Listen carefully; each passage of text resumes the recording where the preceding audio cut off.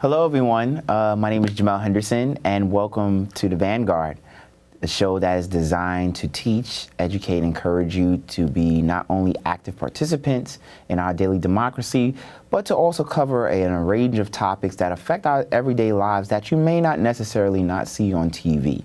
And so my name is Jamell Henderson, again, proud four-time CUNY graduate, and here to teach you and educate you a little bit more on our civic structure.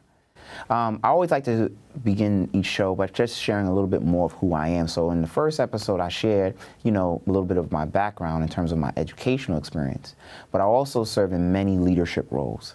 I am currently the chairman of the CUNY Rising Alliance, which is a coalition designed and focusing on making sure that CUNY, the City University of New York, becomes free again.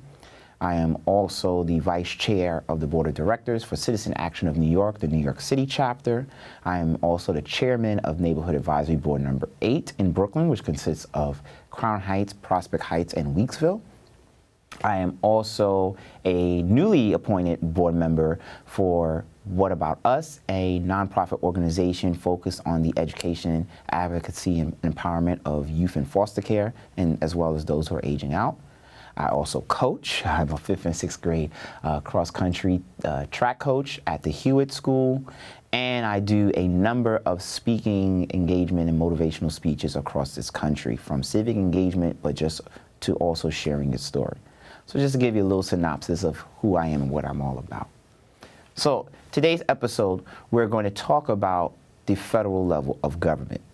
So we talked about how important you as a constituent play a daily active role in our democracy. The decisions that we make, the things that we do, the way we vote, not vote, the way how we actively participate, not participate, it all plays a role in our daily democracy. And so now we're going to talk about how, it impacts us on the federal level. You'll be surprised, many people do not know the duties of what the president and vice president does, let alone the duties of the Supreme Court and our members of Congress and Senate. Well, I'm here to show you those things today because it's very important that you understand and get a visual concept of, the duties and the roles. And all of this information you can find also on your own at the respective websites of each branch of government. So let us begin with the executive branch. So there are 3 branches of government. There's the executive branch, the legislative branch, and the judicial branch of the United States government. And they're all governed by the United States Constitution. That is the supreme law of the land. That is our highest authoritative document that this government of the United States operates under. And so according to the United States Constitution, the duties of the president are to be the head of state and head of government of the United States. They are the commander-in-chief of the armed forces, the Army, Navy, Marines, Coast Guard, National Guard, and as well as the upcoming Space Force. They are responsible for the execution and enforcement of laws created by Congress, which is why it's called the executive branch, because they execute said policy. The president gets to sign them. Right? They sign legislation into law and veto bills enacted by Congress. Now there's a checks and balance, right? The president has the right in his power or her authority to veto a bill enacted by Congress, but then there's a check and balance to that, which we'll get to once we get to the congressional level. They are responsible for appointing heads of more than 50 independent federal commissions, such as the FBI, the SEC, the FAA, the Federal Reserve, things of that nature. They get to appoint those people. Those people are appointed by the president. They have the power to negotiate and sign treaties between countries. They have the power to issue executive orders, and they have unlimited power to extend pardons and clemencies for federal crimes. And they must address to Congress the annual State of the Union address that usually takes place in January. They have 2 4-year terms, which is 8 years in total.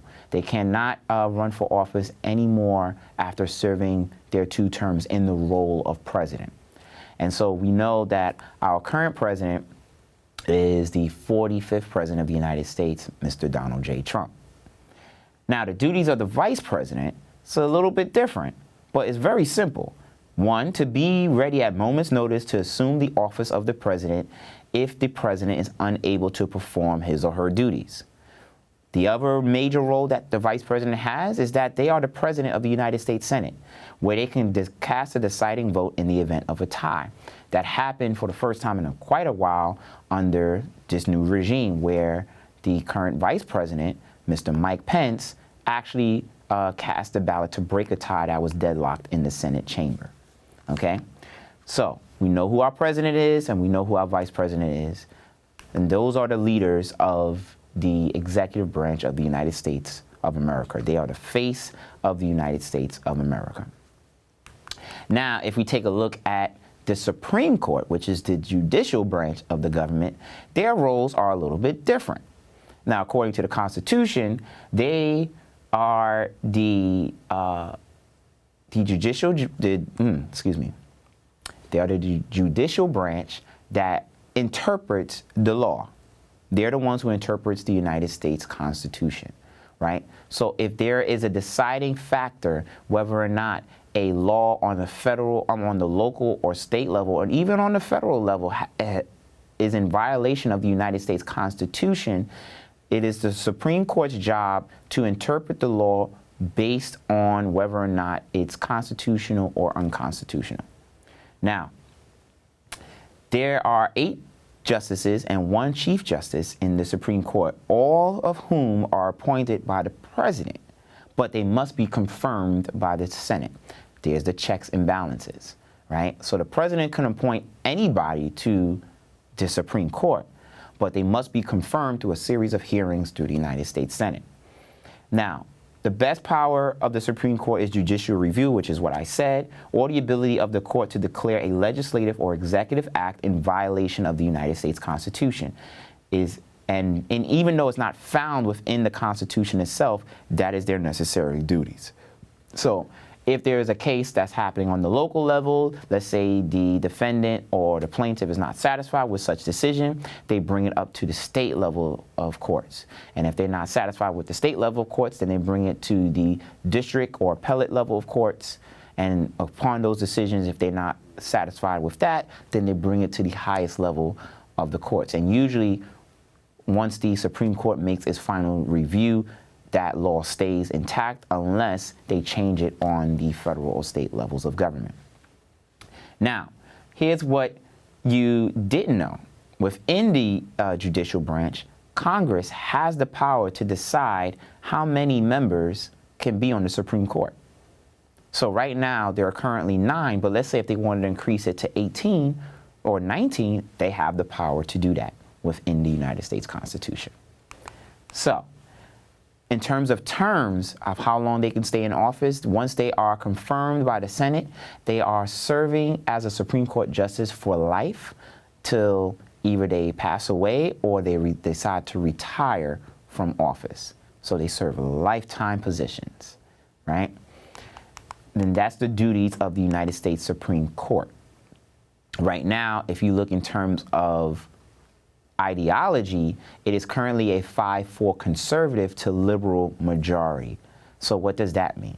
That means that the justices who were appointed by presidents who followed or who were in alignment with the same ideology are the ones that are currently in majority rulings of the Supreme Court. And those who were appointed by a president that was considered liberal are in the minority of that division. So if there's a major case to decide, for example, whether gerrymandering, which most recently happened, was deemed unconstitutional, the courts decided to bring it back down to the state level and say that, you know, the federal government should have nothing to do with it. And that was due to the 5-4 conservative majority. So you look at, we already highlighted the executive branch of government as well as the judicial branch of government. Now we're going to look at the legislative branch of government. And within the legislative branch of government, there are 2 chambers. There is the United States Senate and the U.S. House of Representatives. Let's talk about the U.S. Senate first. The United States Senate, according to the Constitution, they introduce bills and resolutions, including those by the House. So if the House passes bills, it then gets carried over to the Senate. And then the Senate takes the time to look through it, review, add in suggestions, and they make a vote. They vote on accepted bills that have been submitted by a committee within the Senate, which is by ways of doing the full vote. So if it passed in, let's say, the Education Committee of the Senate, it gets brought to the main floor of the Senate chamber for a full vote.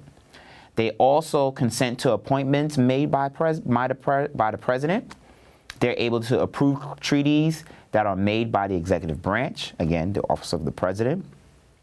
They hold an impeachment trial to determine whether a government official is guilty of a charge.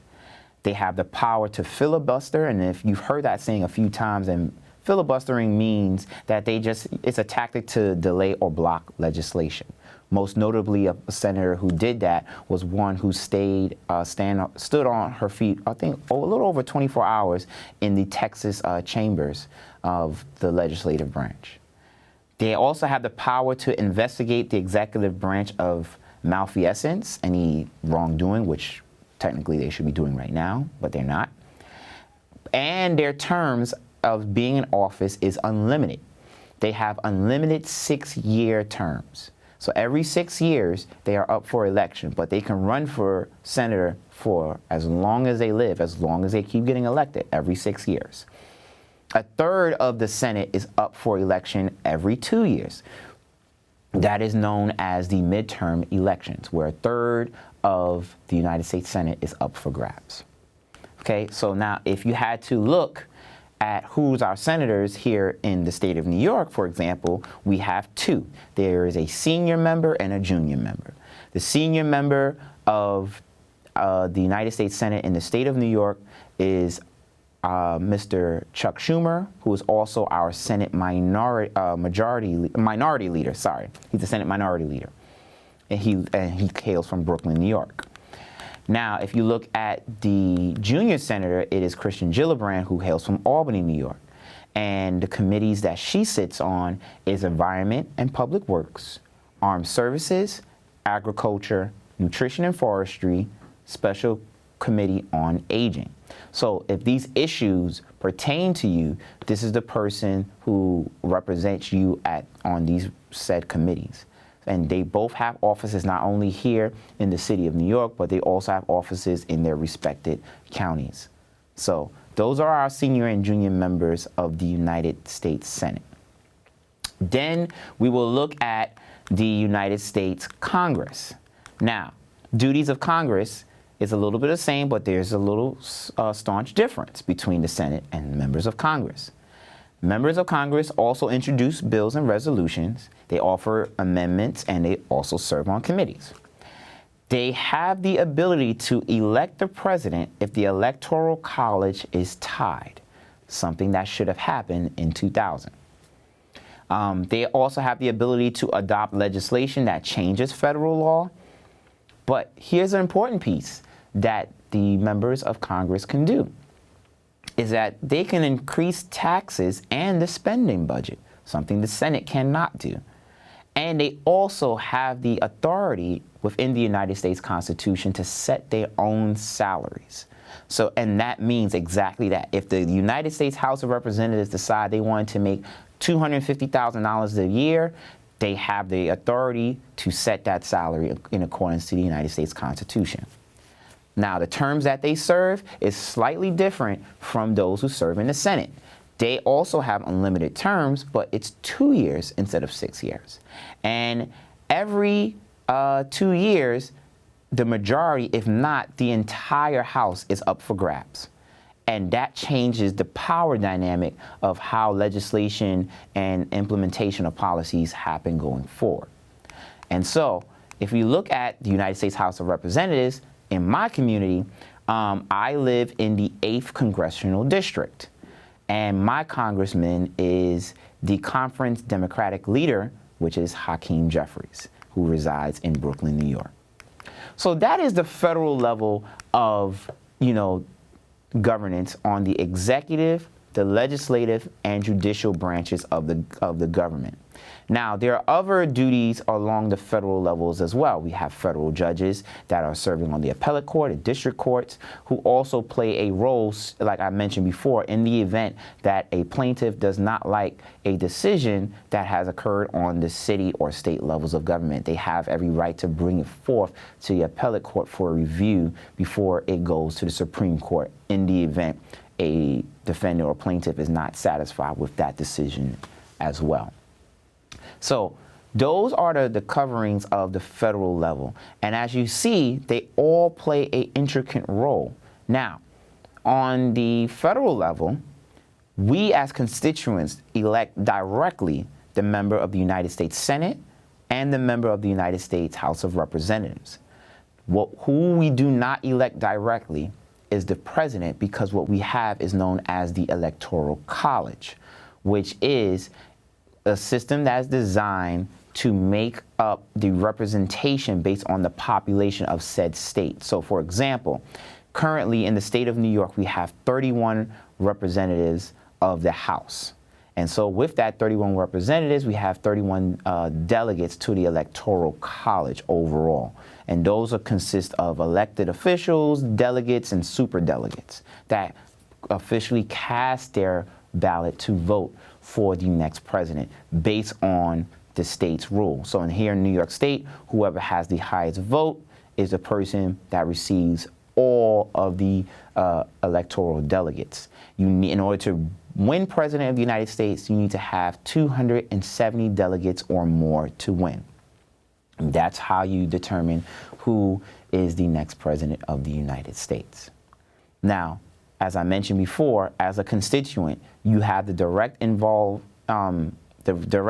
interaction to elect not only the member of House of Representatives, but the member of the Senate. The president you do indirectly.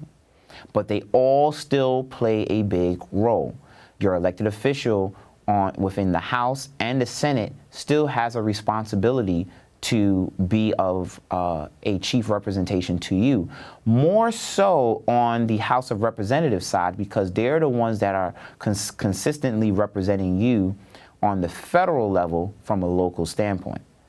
On the Senate side, they're still representing you, but it's more statewide. So while they do have a direct interaction with you, theirs is a little bit more challenging because of the responsibility that they have for the entire state, whereas your House of Representatives have more of a duty and responsibility for the region of neighborhoods that he or she governs. And so that is the basic principles of the federal level of governance, because that's how we move forward.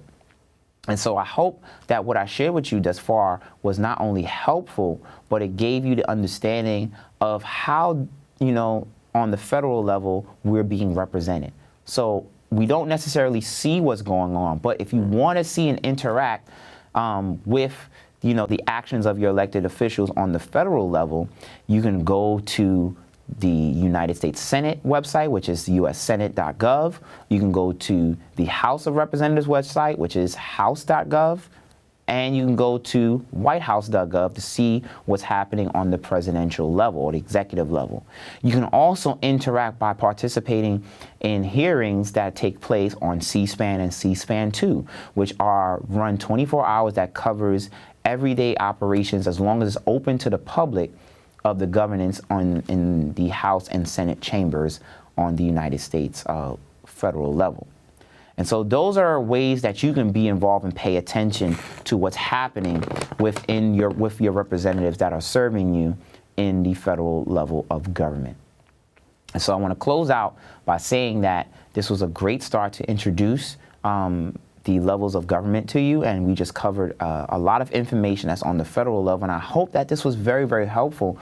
And if you have any questions, please reach out and email me. We'll look forward to responding to those questions as we continue to go forward. But I want to thank you all for taking the time out of your busy schedule to tune in, and I thank you for participating in the Vanguard as we look to be the change that you all seek for a better democracy and for a better society in our world.